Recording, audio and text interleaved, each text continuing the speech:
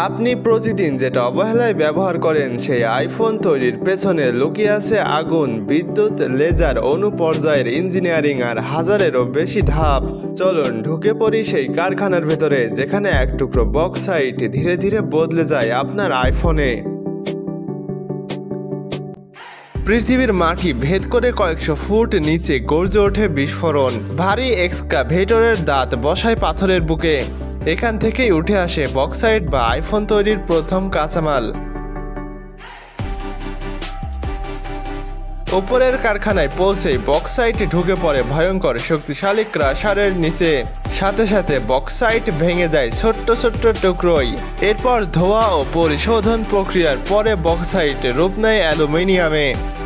পরবর্তী ধাপে বিশাল আকারের তাপ সহনশীল ক্রুশিবলে এটি প্রবেশ করে, যেখানে কয়েক হাজার অ্যাম্পিয়ার বৈদ্যুতিক তাপে গলে জন্ম নেয় তরল অ্যালুমিনিয়াম।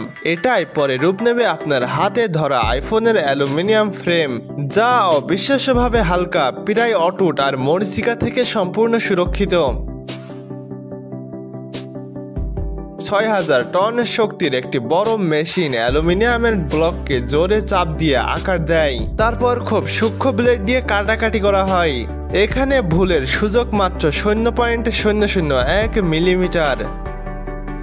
এতটাই নিখুঁতভাবে কাজ করা হয় যাতে ভবিষ্যতে বাটম, চার্জিং পোর্ট বা সিগন্যালের লাইন ঠিকভাবে বসানো যায়। এখানে ছোটতম ভুলও মেনে নেওয়া হয় না। একটুখানি বেশি তাপ, একটু ভুল কোণ, তাহলে পুরো ফ্রেম বাতিল।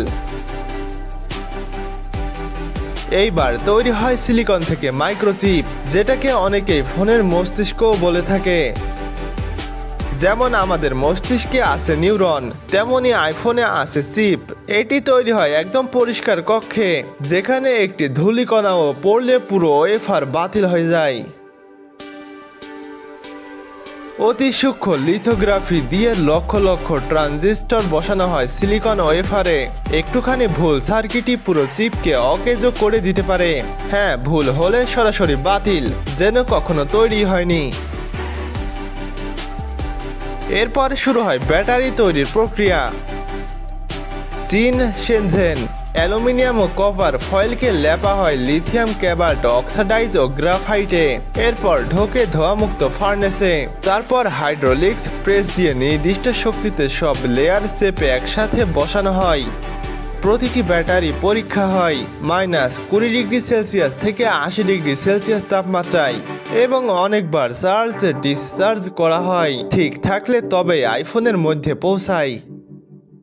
এরপর শুরু হয় ডিসপ্লের কাজ।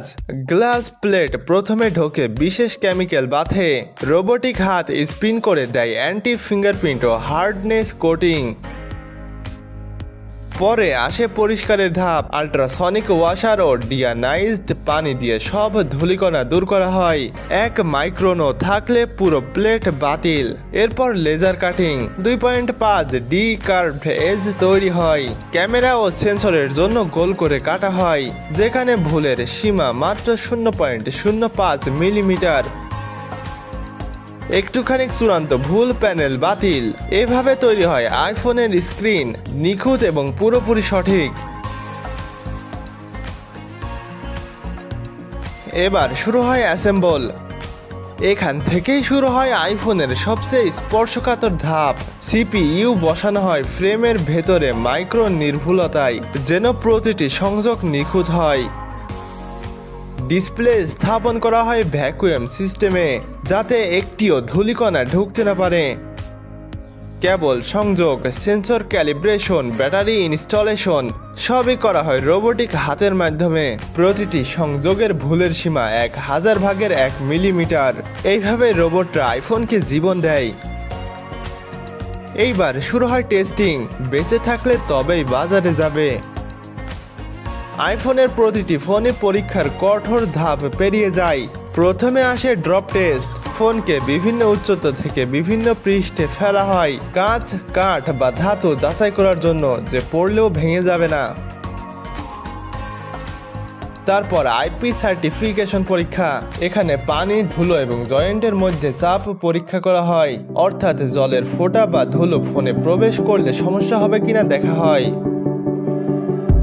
এরপর আসে সেন্সর ও কার্যক্ষমতা পরীক্ষা। ক্যামেরা ঠিকভাবে কাজ করছে কিনা, নেটওয়ার্ক সংযোগ ঠিক আছে কিনা, অডিও সমস্যা ফ্রি চলছে কিনা, সিপিইউ চাপ সহ্য করতে পারছে কিনা সব পরীক্ষা করা হয়। এবং যদি এইগুলোর কোনোটিতে পার না হতে পারে তাহলে ফোন বাতিল। এই কঠোর পরীক্ষা নিশ্চিত করে যে প্রতিটি আইফোন নিরাপদ, নিখুঁত এবং ব্যবহারযোগ্য। এইবার শুরু হয় প্যাকেজিং প্রক্রিয়া। প্রতিটি আইফোন প্যালেটের মধ্যে সঠিক ভারসাম্য বজায় রাখা হয়, যাতে বিমান পরিবহনের সময় একটুও ঝুঁকিপূর্ণ শিফট না হয়। এভাবেই তৈরি ডিভাইসটি আপনার হাতে আসে, যা তৈরি হতে হয়েছে 800 ধাপ, 1000 টন চাপ, কোটি কোটি ডলার বিনিয়োগ। প্রতিটি প্যাকেজিং ধাপ নিশ্চিত করে ফোন নিরাপদ, সুরক্ষিত এবং নিখুঁত অবস্থায় আছে। এরকম আরও ইন্ডাস্ট্রিয়াল প্রসেসিং ভিডিও দেখতে অদৃশ্যকে সাবস্ক্রাইব করুন এবং ভিডিওটি ভালো লেগে থাকলে অবশ্যই লাইক করে শেয়ার করুন বন্ধুদের সাথে।